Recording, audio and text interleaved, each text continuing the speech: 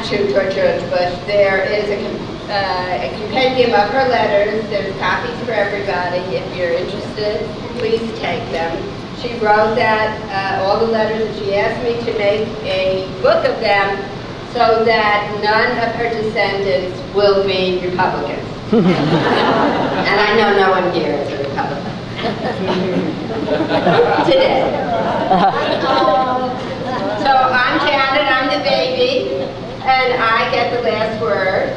And I think everything has been said except the answer to the question that I know you all have foremost in your mind, which I will use my professorial skills, which perhaps my mother has mentioned to you that I've once or 25,000 times, to answer that question. So the question is, how do we get to be 100 years old like my mother, right? So the answer is, you have to be a Jewish mother. And I'll explain. The good news is you don't have to be Jewish or a mother. The two. So first of all, here, let me first define Jewish mother for you. My son has suggested I make a PowerPoint. Unfortunately, I don't have it with me. And then I'll explain to you why this will ensure longevity. First thing that you need is intense nurture. So this includes a care for how much everybody around you eats, because everyone is your child, right? But in particular your child. I can say that last night, no, the night before last, I had a meal with, sitting next to my mother that I was served, and I realized to my horror that I didn't like what I was served. So I tried this Goyish trick of sort of cutting up the food and pushing it around on the plate. So it took her 10 seconds to look at me and say, "What's the matter, you don't like it?" Vigilant. Then health. No matter what aches and pains you may have, the health of other people has to be completely foremost in your mind. For instance, my mother, if I have a cold, my mother will call me in Atlanta and ask me what I am doing for the cold. She's 98, I got a cold.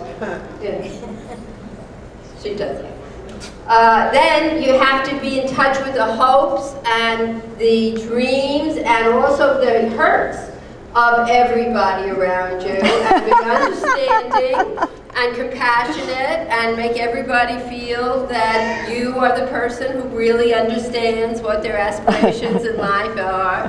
And then you also, should anybody do harm to any of those people, you are the one who will remember those people long after the hurtee has forgotten. And my mother might say, for instance, "What? You had lunch with that person? Didn't she vote against you in, 72? Then you have to be able to look at her and say, "Oh, what a head you have. Come on from the first day." Then the second of the three major virtues is courage. And there's three kinds of courage. There is the moral courage to stand up to anti-Semitism, though, what were you, 20 years old when you were looking for a job in the bank and they wouldn't give you a job, right, because you were Jewish? You have to have the courage to confront the establishment and to stand up for your rights. And you have to have the courage to recover from injury. Say you break your hip at 98, no problem, hop right out of bed. Should the physical therapy in the establishment be a little lackadaisical because you're 98? They think maybe you're not so interested in getting better? Then you have to be willing to yell at them until they give you the care so that you can do the painful work to recover. And then you have to have the courage to face the truth about the world, which I think my mother has so beautifully, which I cherish about her, is that with all of this loving and caring, she tells it like it is. She sees the world as it is, and she is never afraid to face it like it is. And then, finally, you have to have the Jewish classic commitment to identify with the underdog and to look to fix the world and to bring justice to the world. And that's what fuels my mother to call me at 10 o'clock at night, though I might be teaching, say, at 9 the next morning, and say, no, but we have to add to that letter that we were writing. There's another terrible thing those Republicans do. And I say, but Ma, they may not publish it if it's long. They're publishing long ones. We got to get this into. And why do these things add up to longevity? Because I realized that my mother has taken in the world as her responsibility. She sees it like it is.